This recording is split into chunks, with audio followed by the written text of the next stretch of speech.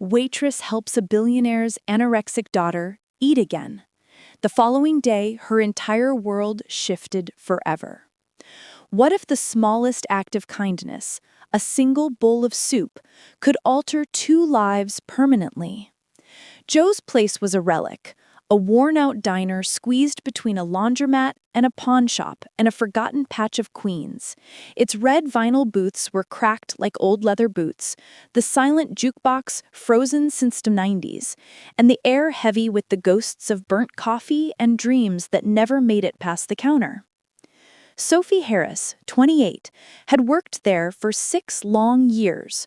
Her apron was a canvas of grease stains and late-night memories.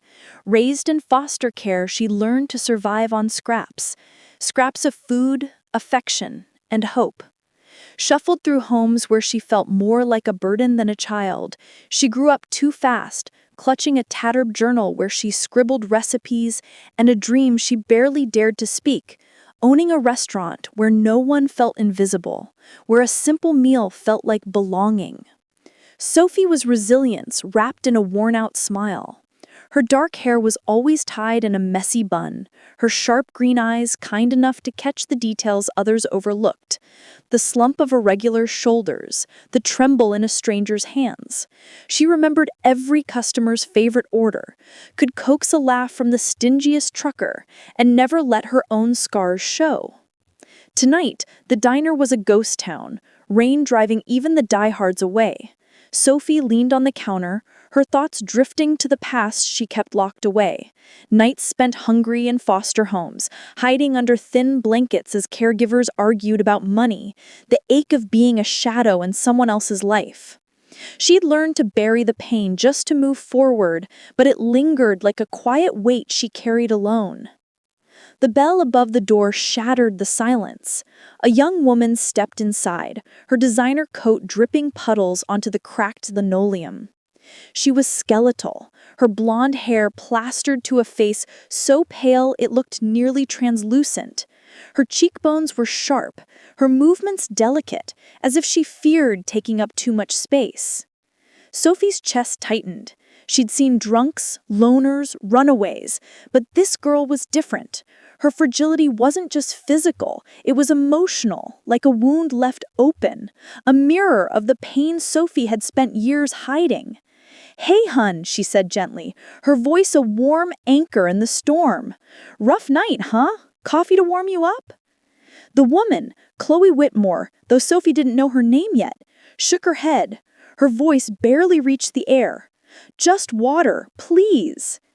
Sophie filled a glass, noticing how the girl's bony hands trembled as she reached for it, nails bitten down. When Sophie slid a menu across the counter, Chloe stared at it as though it were written in another language. "Anything look good?" Sophie asked, keeping her tone light. She noticed Chloe's fingers tracing the menu's edge without opening it. "I'm not hungry," she whispered, her voice cracking. Her eyes flickered with embarrassment, fear, a secret too heavy to carry alone. Sophie didn't push. Some wounds needed room to breathe. Instead, she turned towards the stove, where a pot of tomato soup simmered, a recipe from her journal, born from nights when a single bowl was her only comfort. She ladled a portion and slid it towards Chloe. "This one's on the house," she said softly. "Just something warm for a cold night." Chloe stared at the bowl, steam curling upward like a quiet prayer. For a moment, it seemed she might shove it away, her hands hovering, uncertain. But slowly, she lifted the spoon. Her first sip was cautious, like stepping onto thin ice, then another, and another. Tears welled in her eyes, slipping down her cheeks as she swallowed. Sophie occupied herself wiping the counter, giving the girl space. It wasn't just soup, it was a lifeline. Chloe ate half the bowl, more than she'd eaten in weeks, and when she finally stood to leave, she muttered a soft, "Thank you," before vanishing into the rain. Sophie watched her go, a strange ache settling in her chest. She had no idea this fleeting moment was the first thread in a tapestry that would transform both their lives. She cleaned the bowl automatically, but her mind lingered on the girl's haunted eyes. Something told her their story wasn't finished. She opened her journal and wrote, "Girl in the rain, soup, something's different." It was a habit left over from foster care, writing down moments that felt like they mattered, even when she didn't know why. The next morning, Sophie was scrubbing dishes in the cramped kitchen when her phone buzzed. The number was unfamiliar, the area code an expensive Manhattan one. She dried her hands and answered. A sharp, polished voice spoke. "James Whitmore, CEO of Whitmore Enterprises. I'd like to meet." No greeting, no explanation, just an address and a time. Men like James Whitmore didn't call women like Sophie, not unless something significant was unfolding. She arrived at a glass tower piercing the Manhattan skyline. Her thrift store jacket and worn sneakers felt painfully out of place among the marble floors and chrome surfaces. A receptionist guided her to the top floor. James waited in an office that looked like a private museum, cold, immaculate. He studied her with calculating eyes. "My daughter, Chloe, told me about you," he said. His tone was clipped, but not cruel. "She hasn't eaten like that in months. I want you to help her." Sophie blinked, stunned. "Help her? How?" "She has anorexia," James said, the word landing like a stone. "She's been through every treatment, nothing works. But she ate for you. I want you to be her recovery coach, full time. Name your price." Sophie's breath hitched. "I'm not a professional," she said quietly. "I don't know if I'm what she needs." "You're exactly what she needs," he insisted. "She trusts you." Sophie hesitated. The money was enough to fund her restaurant dream 10 times over, but that wasn't the point. She saw Chloe's trembling hands again, the way she looked at the soup like it was both salvation and sin. "Okay," she whispered. "I'll try." The next day, Sophie stepped into the Whitmore penthouse, a place that felt more like a museum than a home. Marble floors, crystal chandeliers, silence heavy enough to suffocate. Chloe stood in the kitchen, fragile frame wrapped in an oversized sweater. "You didn't have to come," she murmured. "I wanted to," Sophie replied. "Ready to cook something with me?" Chloe's lips twitched. Not quite a smile, but close. They started small, cooking together, simple dishes. No pressure, no lectures, just connection. Little by little, Chloe opened up. About her mother leaving, about her father's crushing expectations, about living in a world where perfection was demanded of her every day. Sophie shared her own stories. The diner regulars, the cooking lessons from a kind foster mother who hadn't stayed long, the recipes in her journal that had kept her going. Their bond grew, slowly, steadily, real. Chloe confessed, "I stopped eating because it was the only thing I could control."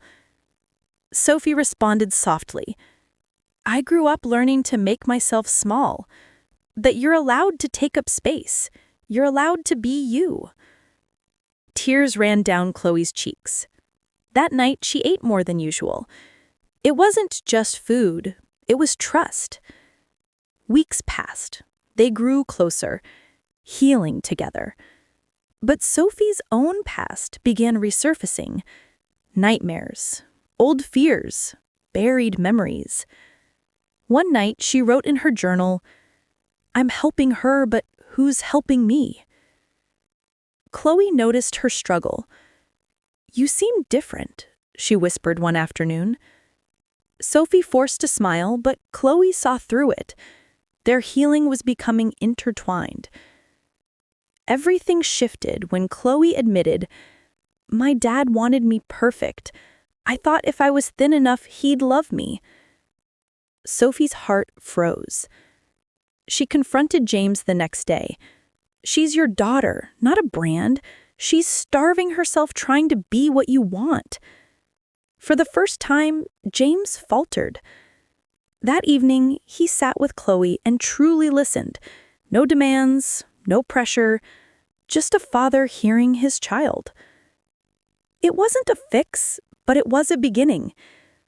The real turning point came when Sophie discovered a letter she wrote at 16. You are enough. The words cracked her open. Helping Chloe wasn't just saving Chloe, it was saving herself. Sophie used part of James's payment to start therapy. She faced her past, her trauma, her exhaustion. Slowly, painfully, she healed alongside Chloe. Their bond deepened. Two women carrying each other through the shadows. "You're helping me," Chloe said one night, "but I want to help you too." Months later, Sophie stood inside her dream, a cozy restaurant called Harris's Haven. Wooden tables, warm lights, a wall of photos of customers and friends, including Chloe. Tomato soup simmered as a signature dish. Chloe, healthier and glowing, helped serve guests. She had traded curated perfection for authenticity, posting honestly about her recovery and inspiring thousands. James changed too, stepping back from his company, choosing to rebuild his relationship with his daughter. He became a quiet regular at the restaurant. One night, he brought Chloe a photo album from her childhood, a gesture of starting over.